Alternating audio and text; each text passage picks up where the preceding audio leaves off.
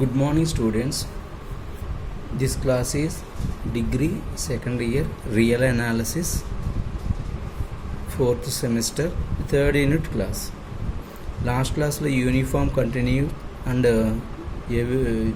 every uniform continuity is continuous theorem discuss చేసాం. ఆ తర్వాత క్లాస్ ఇది.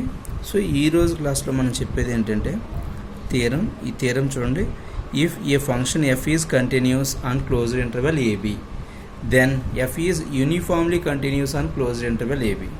సో f అనే ఫంక్షన్ క్లోజ్డ్ ఇంటర్వెల్ ab మీద కంటిన్యూటీ అవుతుంటే అదే ఇంటర్వెల్ మీద యూనిఫామ్ కంటిన్యూటీ అని చెప్పేసి మనం ప్రూవ్ చేయాలి. ఓకే, లాస్ట్ క్లాస్లో మనం డిస్కస్ చేసిన థియరం ఏంటంటే యూనిఫామ్ కంటిన్యూటీ ఈజ్ కంటిన్యూటీ అని చెప్పేసి ప్రూవ్ చేసాం. అక్కడ ఇంటర్వెల్ అనేది ఇవ్వలేదు. సో ఆ థియరం ఇది యూనిఫామ్ కంటిన్యూటీ ఈజ్ కంటిన్యూటీ అని చెప్పేసి ప్రూవ్ చేసాం. ఓకే, యూనిఫామ్ కంటిన్యూటీ అనేది క్లోజ్ ఇంటర్వెల్ మీద అయినా ఓపెన్ ఇంటర్వెల్ మీద అయినా ఏ ఇంటర్వెల్ మీద అయినా యూనిఫామ్ కంటిన్యూస్ అనేది కంటిన్యూస్ అయిపోతుంది. సో ఇక్కడ ఏంటంటే ఎఫ్ అనేది ఒక క్లోజ్డ్ ఇంటర్వెల్ ఏబీ మీద కంటిన్యూటీ అవుతుంటే అదే క్లోజ్డ్ ఇంటర్వెల్ ఏబీ మీద యూనిఫామ్ కంటిన్యూటీ అవుతుంది. సో దీన్నే ఓపెన్ ఇంటర్వెల్ మీద అప్లై చేయాలంటే అప్లై చేయలేం. జస్ట్ ఈ థియరం ఓన్లీ క్లోజ్డ్ ఇంటర్వెల్ మీదే అప్లై అవుతుంది. ఓకే, యూనిఫామ్లీ కంటిన్యూటీ అని చెప్పేసి చెప్పాలి అంటే ఆల్రెడీ క్లోజ్డ్ ఇంటర్వెల్ ఏబీ మీద ఎఫ్ అనేది కంటిన్యూటీ అయింది.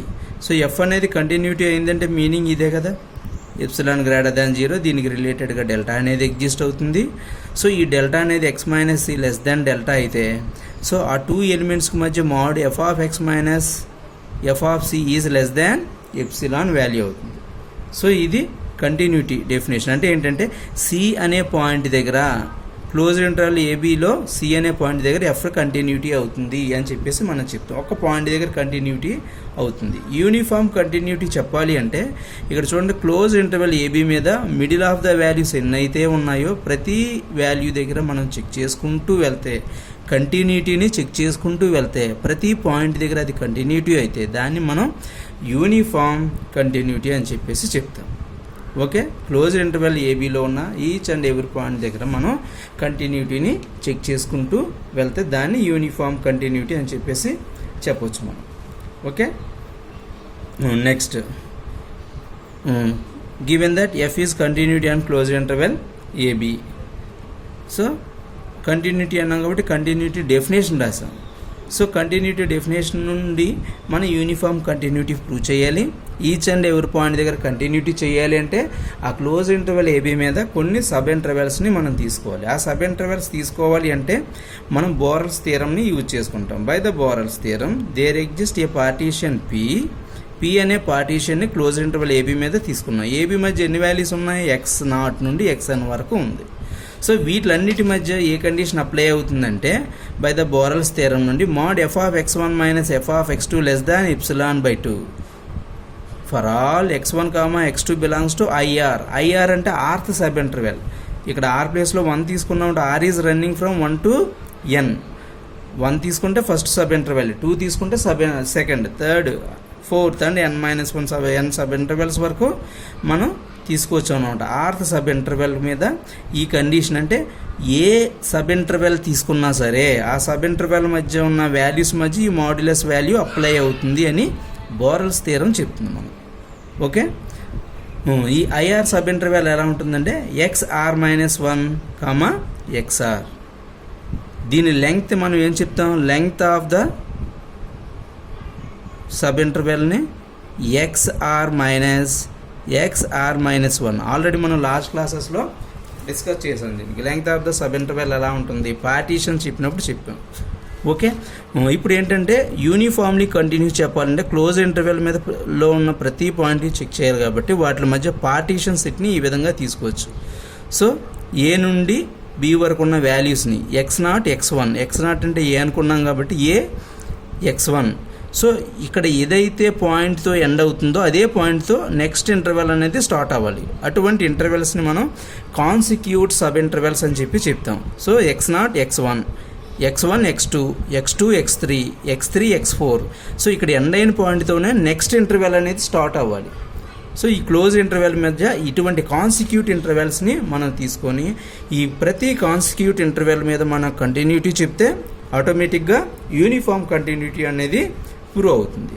Okay, we have to prove that F is uniformly continuity అని చెప్పేసి మనం ప్రూవ్ చేయాలి. సో యూనిఫామ్లీ కంటిన్యూటీ మనం ప్రూవ్ చేయడానికి ఏంటంటే already length of the interval మనం ఇందాక చెప్పుకున్నట్టే డెల్టా ఆర్ అనేది length of the each sub interval అని చెప్పేసి డిఫైన్ చేసుకున్నాం. ఎన్ని సబ్ ఇంటర్వెల్స్ వస్తాయి? ఎన్ సబ్ ఇంటర్వెల్స్ వస్తాయి. ఆ ఎన్ సబ్ ఇంటర్వెల్స్కి మినిమమ్ ఆఫ్ ద లెంగ్త్ వచ్చేసి డెల్టా అని చెప్పేసి మనం చూస్ చేసుకున్నాం. సో ఆల్రెడీ మనం ఏంటంటే ఈ యూనిఫామ్లీ కంటిన్యూస్ చెప్పాలి అంటే ఈ మాడ్యులస్ వాల్యూ మన దగ్గర ఉండాలి. ఈ మాడ్యులస్ వాల్యూకి రిలేటెడ్గా ఈ modulus value less than epsilon రావాలి. సో ఇటువంటి వాల్యూస్ అన్నిటినీ మనం ఆల్రెడీ ప్రిపేర్ చేసి పెట్టుకుంటున్నాం. అప్పుడే మనం ఈ డెల్టాని చూస్ చేసుకున్నాము. Okay, x1, x2 belongs to close interval AB such that mod x1 - x2 less than delta. So length of the ఇంటర్వెల్కి సంబంధించి మనం ఇక్కడ డెల్టా అనేది మినిమం తీసుకున్నాం కాబట్టి mod x1 - x2 వాల్యూ ఎంత అవుతుందంటే డెల్టా అవుతుంది. నెక్స్ట్ ఈ x1 x2 అనేది ఎలా తీసుకుంటామంటే ఈ ఒకే ఇంటర్వెల్లోనే తీసుకోవచ్చు, లేదు అంటే ఈ 2 కాన్సిక్యూట్ సబ్ ఇంటర్వెల్స్లో అయినా తీసుకోవచ్చు. ఎలా అయినా తీసుకోవచ్చు. 2 కేసెస్లోనూ ప్రూవ్ చేయాలి. ఒక ఇంటర్వెల్లోనే తీసుకున్నప్పుడు మనం ప్రూవ్ చేయాలి, 2 కాన్సిక్యూట్ సబ్ ఇంటర్వెల్స్లో తీసుకుంటే మనం ప్రూవ్ చేయాలి. 2 కేసెస్లో ప్రూవ్ చేయాలి. అదే ఇక్కడ రాసాం మనం. Then x1, x2 either belongs to the same interval, ఒకే ఇంటర్వెల్లో తీసుకోవచ్చు, or 2 consecutive sub intervals within the common end points. Okay, x1 x2 అనేది 2 కేసెస్లో మనం ప్రూవ్ చేస్తాం. ఒకే ఇంటర్వెల్లో తీసుకున్నప్పుడు ప్రూవ్ చేయాలి, అలాగే 2 కాన్సిక్యూట్ సబ్ ఇంటర్వెల్స్లో ఉన్నప్పుడు మనం ప్రూవ్ చేయాలి. చూడండి, let x1 x2 belongs to the same interval. First case ఏంటంటే x1 x2 ఒకే ఇంటర్వెల్లో ఉన్నప్పుడు మనం ప్రూవ్ చేస్తున్నాం. ఆల్రెడీ ఇది క్లియర్గా ప్రూవ్ అవుతుంది, ఎందుకంటే ఎఫ్ అనేది కంటిన్యూస్ అని చెప్పేసి చెప్పాం కాబట్టి. ఫ్రమ్ 1 నుండి చూడండి, partition set close interval AB మీద తీసుకుంటే f of x1 - f of x2 value ఎంత అవుతుంది? Less than epsilon 1. ఆల్రెడీ మనం బోరెల్స్ థియరం నుండి తీసుకున్నాం ఒకే ఇంటర్వెల్లో తీసుకున్నప్పుడు. సో సేమ్ ఇంటర్వెల్లో తీసుకున్నప్పుడు ఇది ప్రూవ్ అయిపోయింది ఆల్రెడీ. ఫ్రమ్ 1 నుండి క్లియర్గా చెప్పవచ్చు ε/2. ε/2 కన్నా ఎప్సిలాన్ అనేది పెద్ద value. ε/2 is less than epsilon. Finally mod f of x1 - f of x2 is less than epsilon. So మనకు మాడ్యులస్ కండిషన్ ఏదైతే ప్రూవ్ చేయాలో అది వచ్చేసింది. సో ఇప్పుడు క్లియర్గా తీసుకున్నాం అనుకోండి, ఒక ఎప్సిలాన్కి రిలేటెడ్గా ఒక డెల్టా అనేది ఎగ్జిస్ట్ అయింది. ఏ విధంగా? x1 x2లు ఒకే ఇంటర్వెల్లో తీసుకున్నప్పుడు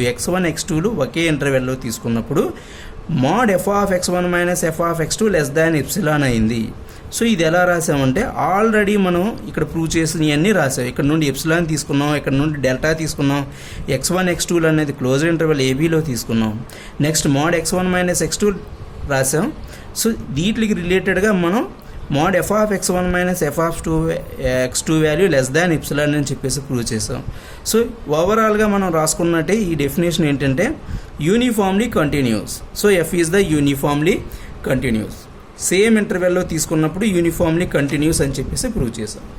నెక్స్ట్ డిఫరెంట్ ఇంటర్వెల్స్లో తీసుకోండి. x1 x2 అనేది belongs to the 2 consecutive intervals. Different intervals అన్నది పక్కనే ఉన్న ఇంటర్వెల్స్నే తీసుకోవాలి.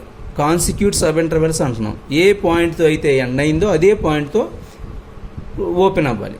సో 1 2 ఒక sub interval, 2 3 another sub interval, ఇటువంటి ఇంటర్వెల్స్లో.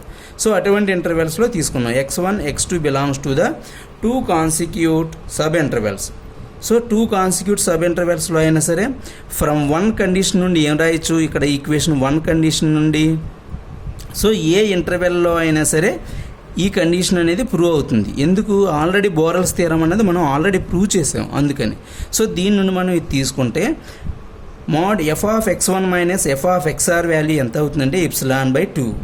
అలాగే f of xr - f of x2 is less than ε/2. అంటే ఇక్కడ మనం తీసుకున్న సబ్ ఇంటర్వెల్స్ ఏంటంటే x1 xr ఒకటి, నెక్స్ట్ xr x2 ఒకటి. సో వీటి మధ్య బోరెల్స్ థియరం అప్లై చేస్తే, ఈ మాడ్యులస్ వాల్యూ అప్లై చేస్తే ఈ modulus value less than ε/2 less than ε/2. ఇప్పుడు మనకు కావాల్సింది ఏంటంటే mod f of x1 minus f of x2 కావాలి. సో mod f of x1 minus f of x2ని ఈ విధంగా రాయొచ్చు మనం. ఏంటి మైనస్ ఎక్స్ఆర్ ప్లస్ ఎక్స్ఆర్ రెండు క్యాన్సిల్ అయిపోతే ఇదే వస్తుంది.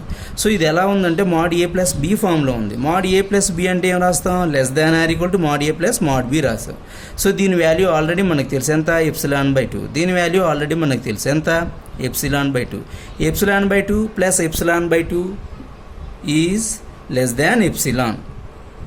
ε/2 అంటే ఈజ్ ఈక్వల్ టు ఎప్సిలాన్ అనొచ్చు. సో ఓవరాల్గా మనం ప్రూవ్ చేసింది ఏంటంటే mod f of x1 minus f of x2 is less than epsilon. Okay, 2 consecutive sub ఇంటర్వెల్స్లో కూడాను సేమ్ ఇక్కడ ఏదైతే మనం కండిషన్ రాసామో ఇక్కడ ఏదైతే కండిషన్ రాసామో అది ఇక్కడ రాసామనుకోండి, అప్పుడు ఏమవుతుందంటే ఎప్సిలాన్కి రిలేటెడ్గా డెల్టా ఎగ్జిస్ట్ అయింది. డెల్టాకి రిలేటెడ్గా 2 కాన్సిక్యూట్ సబ్ ఇంటర్వెల్స్లో సేమ్ ఇక్కడ రాసింది ఇక్కడ రాసేసి F is the uniformly continuous అని చెప్పేసి చెప్పచ్చు. సో ఇది యూనిఫామ్లీ కంటిన్యూస్లో కంటిన్యూస్ ఫంక్షన్ అనేది యూనిఫామ్లీ కంటిన్యూస్ అయ్యే థియరం. నెక్స్ట్ దీని మీద ప్రాబ్లం చూద్దాం. చూడండి, F is the defined by F of X is equal to X cube. ఇది ఎఫ్ డిఫైన్ చేశారు, ఎఫ్ ఆఫ్ ఎక్స్ అనేది ఎక్స్ క్యూబ్కి మ్యాప్ అవుతుంది అని. Is uniformly continuous on close interval -2 to 2. -2 to ఈ ఇంటర్వెల్ మీద మనం యూనిఫామ్లీ కంటిన్యూస్ అని చెప్పేసి ప్రూవ్ చేయాలి. చూడండి అమ్మా ఈ థియరం ఎలా చేస్తామో. First given that F of X is equal to X cube, x1, x2 అనేవి క్లోజ్ ఇంటర్వెల్ -2లో తీసుకున్నాం మనం.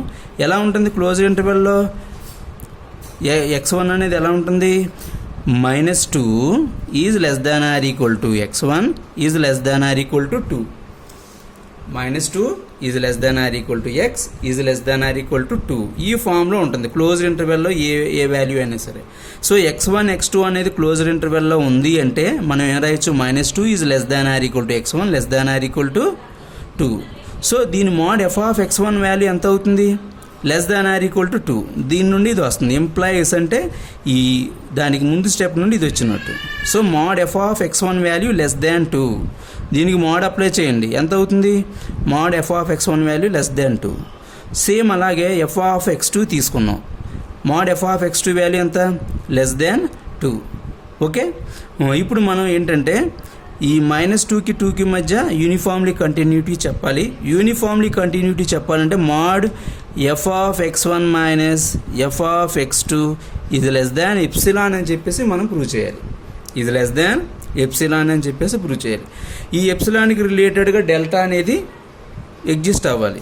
సో డెల్టాని ఎప్సిలాన్ని మనం చూజ్ చేసుకుంటాం. ఇప్పుడు మనం కన్సిడర్ చేయవలసింది ఏంటంటే ఈ mod f of x1 minus f of x2 వాల్యూని కన్సిడర్ చేయాలి. చూడండి, అందుకని చెప్పి consider mod f of x1 minus f of x2. f of x1, f of x అంటే x క్యూబ్ ఇచ్చాడు వాల్యూ, f ఆఫ్ x1 అంటే x1 cube, f of x2 అంటే minus x2 cube. Okay, ఇది ఏ ఫామ్లో ఉంది, a minus b, a cube minus b cube ఫామ్లో ఉంది. a cube minus b cube అంటే a minus b into a square plus ab plus b square. Same formula ఇక్కడ apply చేసాం. ఇది ఎలా ఉందంటే ఇది a mod b ఫామ్లో ఉంది. mod a mod b అంటే mod ab ఫామ్లో ఉంది ఏమ్మా, mod ab. దీన్ని ఎలా రాయచ్చు, is equal to mod a mod b రాయచ్చు ఏమ్మా, mod a mod b అని చెప్పేసి రాసాం. నెక్స్ట్ ఇక ఎలా ఉందంటే mod a ప్లస్ b ఫామ్లో ఉంది. mod a ప్లస్ b అంటే mod a plus b means less than or equal to mod a plus mod b. చాలాసార్లు చెప్పుకున్నాం. So less than or equal to దీన్ని ఏమంటే mod a plus mod b ఫామ్లో రాసుకున్నాం. So x1 square mod x1 square అంటే value ఎంత, ఇక్కడ చూడండి వాల్యూ మనం ఎంత రాసాం, 2 అని చెప్పేసి రాసాం. f ఆఫ్ x1 మీన్స్ ఎంత, 2. ఓకే, x1 వాల్యూ ఏమవుతుంది, 2 స్క్వేర్ అంటే 4 అవుతుంది. ఈ వాల్యూ 4 అవుతుంది. నెక్స్ట్ mod x1 అంటే 2, నెక్స్ట్ 2 అంటే ఓవరాల్గా 4 + 4 + 4 అయింది. ఎంత, 12 mod x1 మైనస్ x2 అయింది. ఫైనల్గా మనం చేసేది ఏంటంటే ఇక్కడ మాడ్యులస్ వాల్యూ వచ్చేసి ఈ వాల్యూ వచ్చింది. ఓకే, ఇప్పుడు దీనికి రిలేటెడ్గా ఎప్సిలాన్ని చూజ్ చేసుకోవాలి. మనం ప్రూవ్ చేయవలసింది ఏంటమ్మా, mode f of x minus f of X two less than epsilon అవ్వాలి, కానీ 12 into mode x1 minus x2 వచ్చింది. సో ఇది క్యాన్సిల్ అయిపోయి మనకి వాల్యూ వచ్చినట్టు మనం చూజ్ చేసుకోవాలి. చూజ్ ఎప్సిలాన్ వాల్యూ చూజ్ చేసుకున్నాం, epsilon greater than 0 such that x1 minus x2 వాల్యూని ఎలా చూజ్ చేసుకున్నామంటే ఎప్సిలాన్ బై 12 కింద చూజ్ చేసుకున్నాం మనం. సో దీనికి రిలేటెడ్గా ఈ డెల్టా వాల్యూని మనం ఇది కూడా మనమే చూజ్ చేసుకున్నాం. Delta is equal to epsilon by 2 is greater than 0.